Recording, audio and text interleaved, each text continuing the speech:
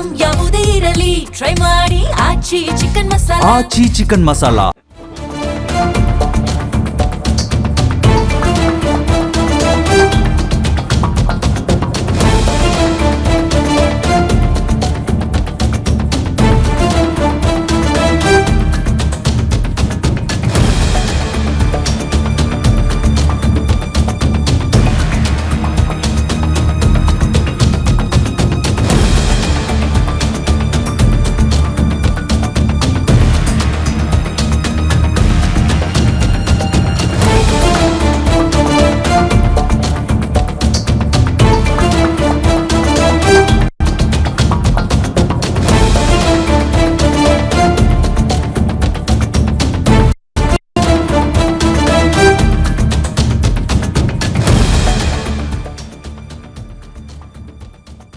ವಿದಾಯದ ಭಾಷಣ ಸುದೀರ್ಘವಾಗಿತ್ತು.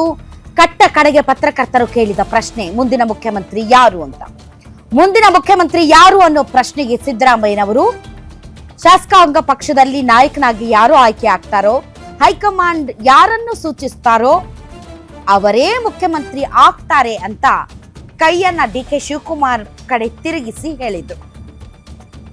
ಡಿ.ಕೆ. ಶಿವಕುಮಾರ್ ಮುಖ್ಯಮಂತ್ರಿ ಆಗ್ತಾರೆ ಅಂತ ಹೇಳಿಲ್ಲ, ಬಟ್ ಮಾರ್ಮಿಕವಾಗಿ ಅವರೇ ಮುಖ್ಯಮಂತ್ರಿ ಆಗ್ತಾರೆ ಅಂತ ಡಿ.ಕೆ. ಶಿವಕುಮಾರ್ ಕಡೆ ತಮ್ಮ ಕೈಯನ್ನ ತಿರುಗಿಸಿದ್ರು. ಮತ್ತು ಇದು ಎಲ್ಲರಿಗೂ ಕೂಡ ಗೊತ್ತಿರುವಂತಹ ವಿಚಾರವೇ. ಪತ್ರಿಕಾಗೋಷ್ಠಿ ಮುಗಿದ ನಂತರ ನರೇಂದ್ರ ಸ್ವಾಮಿ ಅವರು ಅಲ್ಲೇ ಡಿ.ಕೆ. ಶಿವಕುಮಾರ್ ಅವರನ್ನ ನೋಡಿ ತುಂಬಾ ಸಂತೋಷದಿಂದ ಕೈ ಕುಲುಕ್ತಾರೆ. ಈ ಪ್ರೆಸ್ ಮೀಟ್ ಆದ ಮೇಲೆ ನಿಜವಾದ ನಗು, ಸಂತೋಷ ಡಿ.ಕೆ. ಶಿವಕುಮಾರ್ ಅವರ ಮುಖದಲ್ಲಿ ಕಾಣ್ತಾ ಇದೆ. ಮತ್ತು ಇಷ್ಟು ಸುಂದರವಾಗಿ ಮತ್ತು ಇಷ್ಟು ಸುಲಲಿತವಾಗಿ ಯಾವುದೇ ರೀತಿಯಾದಂತಹ ಸಣ್ಣ ಬೇಜಾರಿನ ಎಳೆಯು ಸಿದ್ದರಾಮಯ್ಯನವರ ಮುಖದಲ್ಲಿ ಇಲ್ಲದೆ ಸುಸೂತ್ರವಾಗಿ ಅಧಿಕಾರ ಹಸ್ತಾಂತರ ಮಾಡಿದ್ದಾರೆ ಸಿದ್ದರಾಮಯ್ಯನವರು. ತಮ್ಮ ವಿದಾಯದ ಭಾಷಣದಲ್ಲೂ ಕೂಡ ತಾನು ತನ್ನ ಸಿದ್ಧಾಂತಗಳಿಗೆ ಎಂದೂ ರಾಜಿ ಮಾಡಿಕೊಳ್ಳದೆ ಸಂವಿಧಾನದ ಪ್ರಕಾರ ಕೋಮುವಾದಿ ಶಕ್ತಿಗಳ ವಿರುದ್ಧ ಸಮಪಾಲು ಸಮಬಾಳು ಅನ್ನುವ ತತ್ವಗಳ ಆಧಾರದ ಮೇಲೆ ಹೇಗೆ ಮುಖ್ಯಮಂತ್ರಿಯಾಗಿ ಕಾರ್ಯನಿರ್ವಹಿಸಿದ್ದೇನೆ ಅನ್ನೋದನ್ನ ಹೇಳಿದ್ರು. ಅಷ್ಟೇ ಅಲ್ಲ, ತನಗೆ ಎಲ್ಲವನ್ನೂ ಕೊಟ್ಟಂತಹ ಕಾಂಗ್ರೆಸ್ನ high command, that is Sonia Gandhi, Rahul Gandhi ಮತ್ತು ಮಲ್ಲಿಕಾರ್ಜುನ್ ಖರ್ಗೆ ಅವರಿಗೆ ಧನ್ಯವಾದಗಳನ್ನ ತಿಳಿಸಿದ್ರು. ಸೊ ಇವತ್ತಿನ ವಿದಾಯದ ಭಾಷಣ ಇಡೀ ಕರ್ನಾಟಕದ ಜನ ಕಾತರ ಕುತೂಹಲದಿಂದ ಕೇಳ್ತಾ ಇತ್ತು. ಎಲ್ಲರಿಗೂ ನಮಸ್ಕಾರ ಅಂತ ಹೇಳ್ತಾ ತಮ್ಮ ಭಾಷಣವನ್ನ ಆರಂಭಿಸಿದ ಸಿದ್ದರಾಮಯ್ಯನವರು, ನಾನು ರಾಜ್ಯಪಾಲರಿಗೆ ರಾಜೀನಾಮೆಯನ್ನ ಕೊಟ್ಟು ಬಂದಿದ್ದೇನೆ, ರಾಜ್ಯಪಾಲರು ಇರಲಿಲ್ಲ, ಅವರೇನೋ ಸಂಜೆ ಬರ್ತಾರಂತೆ. ಸೊ ಸಂಜೆ ಬಂದ ನಂತರ ಅವರು ನನ್ನ ರಾಜೀನಾಮೆಯನ್ನ ಅಂಗೀಕರಿಸಿ ಅವರು ಮುಂದೆ ಆಗಬಹುದಾದಂತಹ ಸಂವಿಧಾನದ ಪ್ರಕಾರ ನಡೆದುಕೊಳ್ಳಬೇಕು, ಮುಖ್ಯಮಂತ್ರಿಗೆ ಅಂದ್ರೆ ಹೊಸ ಮುಖ್ಯಮಂತ್ರಿಗೆ ಅವಕಾಶ ಮಾಡಿಕೊಡ್ಬೇಕು. ರಾಜ್ಕುಮಾರ್ ಅವರು ತಮ್ಮ ಅಭಿಮಾನಿಗಳನ್ನ ದೇವರು ಅಂತ ಕರೆದ್ರು. ನಾನು ನನ್ನ ಮತದಾರರನ್ನ ಮತದಾರ ದೇವರುಗಳು ಅಂತಾನೆ ಕರಿತೀನಿ. ಅಂದ್ರೆ ಮತದಾರರೇ ನಮ್ಮ ಅಭಿಮಾನಿ ದೇವರುಗಳು ಅಂತ ಅಂದ್ರು. ಡಾಕ್ಟರ್ ರಾಜ್ಕುಮಾರ್ ಅವರನ್ನ ಈ ಸಂದರ್ಭದಲ್ಲಿ ನೆನಪಿಸ್ಕೊಂಡ್ರು. ಡಾಕ್ಟರ್ ರಾಜ್ಕುಮಾರ್ ಅವರು ಅಂತ ಇದ್ರು ಅಭಿಮಾನಿ ದೇವರುಗಳು ಅಂತ, ನಾನು ನನ್ನ ಮತದಾರರನ್ನೇ ಅಭಿಮಾನಿ ದೇವರುಗಳು ಅಂತ ಹೇಳ್ತೀನಿ ಅಂತ. ಕನ್ನಡ ನಾಡಿನ 7 ಕೋಟಿ ಜನಸಂಖ್ಯೆಗೆ ಸೇವೆ ಮಾಡುವಂತಹ ಅವಕಾಶವನ್ನ ನನಗೆ ಕಾಂಗ್ರೆಸ್ ಪಾರ್ಟಿ ಕೊಟ್ಟಿದೆ. 2 ಬಾರಿ ಮುಖ್ಯಮಂತ್ರಿ, 2 ಬಾರಿ ವಿರೋಧ ಪಕ್ಷದ ನಾಯಕ ಮತ್ತು ನನಗೆ ಎಲ್ಲವನ್ನ ಒದಗಿಸಿಕೊಟ್ಟ ಕಾಂಗ್ರೆಸ್ ಪಾರ್ಟಿಗೆ ಅಪಾರ ಧನ್ಯವಾದಗಳು. ನಾನು ಕಾಂಗ್ರೆಸ್ ಅನ್ನ ಸೇರಿದ್ದು 2006ರಿಂದ ಅಲ್ಲಿಂದ ಇಲ್ಲಿಯವರೆಗೆ ನನ್ನ ಜೊತೆ ಸಾಥ್ ಕೊಟ್ಟಂತಹ ಪ್ರತಿಯೊಬ್ಬರಿಗೂ ಕೂಡ ಧನ್ಯವಾದಗಳು. ನಾನೊಬ್ಬ ಹಳ್ಳಿಗಾಡಿಯಿಂದ ಬಂದಂಥವನು. ನಾನು ಶಾಸಕನಾಗ್ತೀನಿ, ನಾನು ಮಂತ್ರಿ ಆಗ್ತೀನಿ, ನಾನು ಮುಖ್ಯಮಂತ್ರಿ ಆಗ್ತೀನಿ ಅಂತ ನಾನು ಬಯಸಿರ್ಲಿಲ್ಲ. ನಾನು ರಾಜಕಾರಣಕ್ಕೆ ಬಂದಿದ್ದು ತುಂಬಾ ಆಕಸ್ಮಿಕ. ನನ್ನ ಕುಟುಂಬದಲ್ಲಿ ಯಾರೂ ಕೂಡ ರಾಜಕಾರಣದ ಹಿನ್ನೆಲೆಯಿಂದ ಬಂದವರಲ್ಲ. ನನ್ನ ತಂದೆಯಾಗಲಿ ನನ್ನ ತಾಯಿಯಾಗಲಿ ಯಾರೂ ಕೂಡ ರಾಜಕಾರಣದಲ್ಲಿ ಇರಲಿಲ್ಲ. ಮೊದಲಿನಿಂದಲೂ ಕೂಡ ನಾನು Buddha, Basava, doctor B R Ambedkar ಮತ್ತು ಗಾಂಧೀಜಿಯ ತತ್ವಾದರ್ಶಗಳಲ್ಲಿ ನಂಬಿಕೆ ಇಟ್ಕೊಂಡವನು. ನನಗೆ ಸಂವಿಧಾನದ ಮೇಲೆ ಅಪಾರವಾದಂತಹ ನಂಬಿಕೆ ಇದೆ. ಎಲ್ಲರೂ ಒಂದು ಕುಟುಂಬವಾಗಿ ಬಾಳಬೇಕು ಅಂತ ಬಯಸ್ತವನು. ಯಾವುದೇ ಜಾತಿ ಧರ್ಮ ಇಲ್ಲದ ಒಂದು ಸಮಾನತೆಯ ಸಮಾಜವನ್ನು ನಿರ್ಮಿಸಬೇಕು ಅನ್ನೋದು ನನ್ನ ಪರಿಕಲ್ಪನೆಯಾಗಿತ್ತು. ಮತ್ತು ಸಾಮಾಜಿಕವಾಗಿ ಆರ್ಥಿಕವಾಗಿ ಎಲ್ಲರೂ ಸಮಾನವಾಗಿ ಇರಬೇಕು, ಸಂಪತ್ತಿನ ಹಂಚಿಕೆ ಸಮಾನವಾಗಿರಬೇಕು ಅಂತ ನಾನು ಕಷ್ಟಪಟ್ಟವನು. ಅದಕ್ಕಾಗಿಯೇ ನನಗೆ ಬುದ್ಧ, ಬಸವಣ್ಣ, ಅಂಬೇಡ್ಕರರು ಆದರ್ಶಪ್ರಾಯ. ಕುವೆಂಪು ಅವರು ಹೇಳಿದ ಪ್ರಕಾರ ಸರ್ವ ಜನಾಂಗದ ಶಾಂತಿಯ ತೋಟ, ಸಮಾನತೆಯ ಸಮಾಜ, ಸಮಾನ ಅವಕಾಶಗಳು, ಅಸಮಾನತೆಯನ್ನು ತೊಲಗಿಸಬೇಕು ಅಂತಲೇ ನಾನು ನಮ್ಮ ಮ್ಯಾನಿಫೆಸ್ಟೋಗಳಲ್ಲಿ ಹೇಳಿದಂಥ ಹಲವಾರು ಕಾರ್ಯಕ್ರಮಗಳನ್ನು ತಂದೆ. 2013-18ರವರೆಗೆ ನನ್ನ ಮೊದಲ ಅಧಿಕಾರಾವಧಿಯಲ್ಲಿ ಸುಮಾರು 165 ಭರವಸೆಗಳನ್ನು ಕೊಟ್ಟಿದ್ವಿ. ಅದರಲ್ಲಿ 158 ಭರವಸೆಗಳನ್ನು ಈಡೇರಿಸಿದ್ದೀವಿ. ಈಗ 2023ರಲ್ಲಿ 550 ಭರವಸೆಗಳನ್ನು ಕೊಟ್ಟಿದ್ವಿ. 3 ವರ್ಷಗಳಲ್ಲಿ 300 ಭರವಸೆಗಳನ್ನು ಈಡೇರಿಸಿದ್ದೀವಿ. ನಾನು ಮತ್ತು ನನ್ನ ಪಾರ್ಟಿ ಜನರ ಪರವಾಗಿ ಕೊಟ್ಟಂತಹ ಕೊಡುಗೆಗಳ ಬಗ್ಗೆ ನನಗೆ ಸಂತೃಪ್ತಿ ಇದೆ. ಭಾಳ ಜನ ನನ್ನ ಮೇಲೆ ಆರೋಪ ಮಾಡ್ತಾರೆ, ನಾನು ಸಿಕ್ಕಾಪಟ್ಟೆ ಸಾಲ ಮಾಡಿಬಿಟ್ಟಿದ್ದೀನಿ ಅಂತ, ಸರ್ಕಾರದ ಬೊಕ್ಕಸ ಖಾಲಿ ಆಗಿದೆ ಅಂತ, ದಿವಾಳಿ ಎದ್ದೋಗಿದೆ ಅಂತ. ಆದರೆ ನಾನು ಹೋಗುವ ಮುನ್ನ ಸರಿಯಾದ ಲೆಕ್ಕಾಚಾರ ಕೊಟ್ಟು ಹೋಗ್ತೀನಿ ಅಂತ ತಾನು ಮಾಡಿರುವಂತಹ ಸಾಲ, ರಾಜ್ಯದ ಪರಿಸ್ಥಿತಿ ಎಲ್ಲವನ್ನ ಎಳೆ ಎಳೆಯಾಗಿ ಬಿಚ್ಚಿಟ್ಟು ತಮ್ಮ ವಿದಾಯದ ಭಾಷಣದಲ್ಲಿ ಹೇಳಿದ್ದಾರೆ. ಇಡೀ ಭಾರತದಲ್ಲಿ ತಲಾ ಆದಾಯದಲ್ಲಿ ಕರ್ನಾಟಕ ನಂಬರ್ 1. ಇಡೀ ಭಾರತದಲ್ಲಿ ತಲಾ ಆದಾಯದಲ್ಲಿ ಕರ್ನಾಟಕ ನಂಬರ್ 1. GST ಕಲೆಕ್ಷನ್ನಲ್ಲಿ ಕರ್ನಾಟಕ ನಂಬರ್ 2.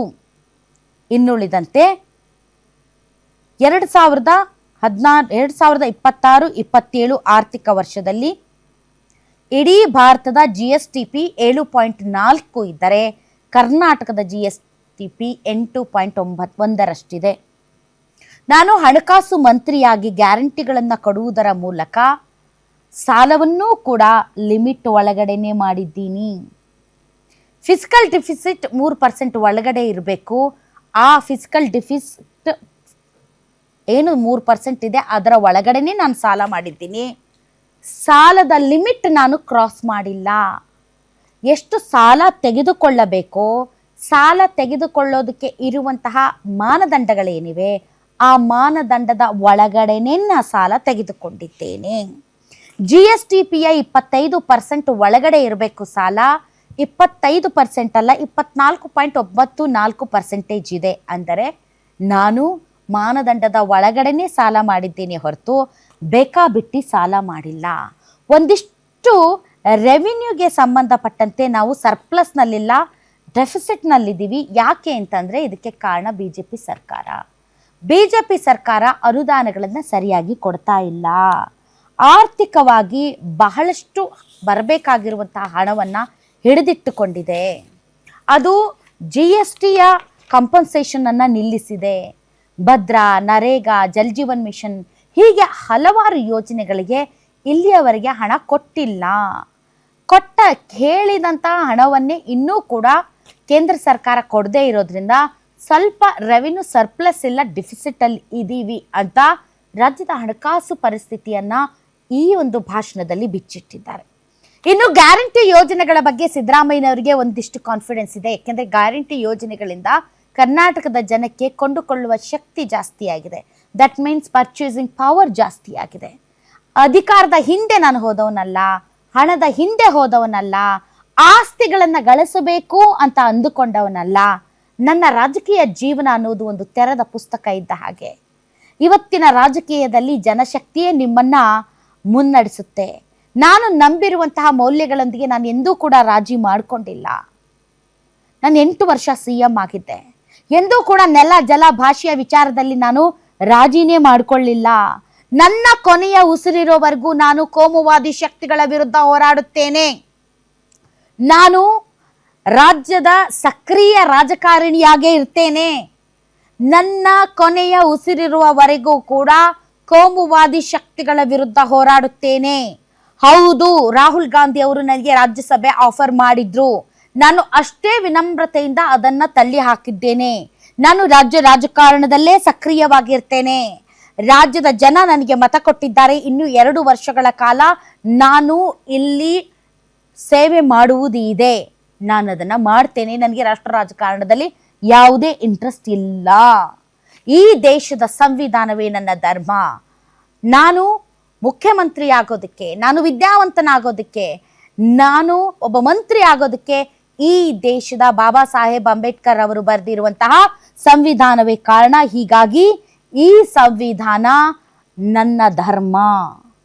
ಜನರ ಸಮಾನತೆಗಾಗಿ ನಾನು ಎಂದೆಂದಿಗೂ ಹೋರಾಟ ಮಾಡ್ತೇನೆ ಅಂತ ತಮ್ಮ ಭಾಷಣವನ್ನು ಮುಗಿಸಿದ್ರು ಸಿದ್ದರಾಮಯ್ಯನವರು. ಸಿದ್ದರಾಮಯ್ಯನವರು ನುಡಿದಂತೆ ನಡೆದಿದ್ದಾರೆ.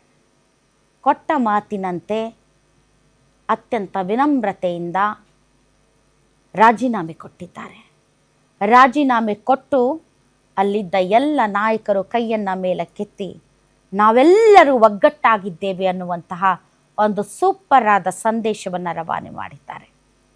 ಇದು ಒಂದು ಜಟಿಲ ಸಮಸ್ಯೆ ಆಗುತ್ತೆ, ಇದು ಬಗೆಹರಿಯದ ವಿವಾದ ಆಗುತ್ತೆ, ಇದರಿಂದ ಸಿಕ್ಕಾಪಟ್ಟೆ ಇರುಸು ಮುರುಸಾಗುತ್ತೆ. ಸಿದ್ದರಾಮಯ್ಯನವರು ರೆಬಲ್ ಆಗ್ತಾರೆ, ಡಿ.ಕೆ. ಶಿವಕುಮಾರ್ ಅವರು ಪೇಚಿಗೆ ಒಳಗಾಗ್ತಾರೆ, ಹೈಕಮಾಂಡ್ ಅಂತೂ ವಿಲವಿಲ ಅಂತ ಒದ್ದಾಡಿ ಬಿಡುತ್ತೆ ಅಂತ ಎಲ್ಲರೂ ಊಹಿಸಿದ್ರು. ಊಹೆಗೂ ಮೀರಿದಂತಹ ಮೆಚ್ಯೂರಿಟಿ, ಊಹೆಗೂ ಮೀರಿದ ಅಂತಹ ಒಂದು ಒಂದು ಲಾಯಲ್ಟಿಯನ್ನು ಸಿದ್ದರಾಮಯ್ಯನವರು ಇವತ್ತು ಪ್ರದರ್ಶನ ಮಾಡಿದ್ದಾರೆ. ಎಲ್ಲವನ್ನು ಕೊಟ್ಟಂತಹ ಪಕ್ಷಕ್ಕೆ ತನ್ನ ಲಾಯಲ್ಟಿಯನ್ನು ಪ್ರದರ್ಶನ ಮಾಡಿದ್ದಾರೆ. ಯಾವುದೇ ರೀತಿಯಾದಂತಹ ಸಣ್ಣ ಅನುಮಾನಕ್ಕೂ ಆಸ್ಪದ ಇಲ್ಲದ ರೀತಿಯಲ್ಲಿ ಸುಸೂತ್ರವಾಗಿ ಈ ಬದಲಾವಣೆಗೆ ನಾಂದಿ ಹಾಡಿದ್ದಾರೆ. ಅವರ ಮುಖದಲ್ಲಿ ನೋವಿಲ್ಲ, ಅವರ ಅಂತರಂಗದಲ್ಲಿ ನೋವಿದೆಯೋ ಇಲ್ವೋ ಗೊತ್ತಿಲ್ಲ, ಆದರೆ ಒಂದು ಸಾರ್ಥಕತೆ ಇದೆ.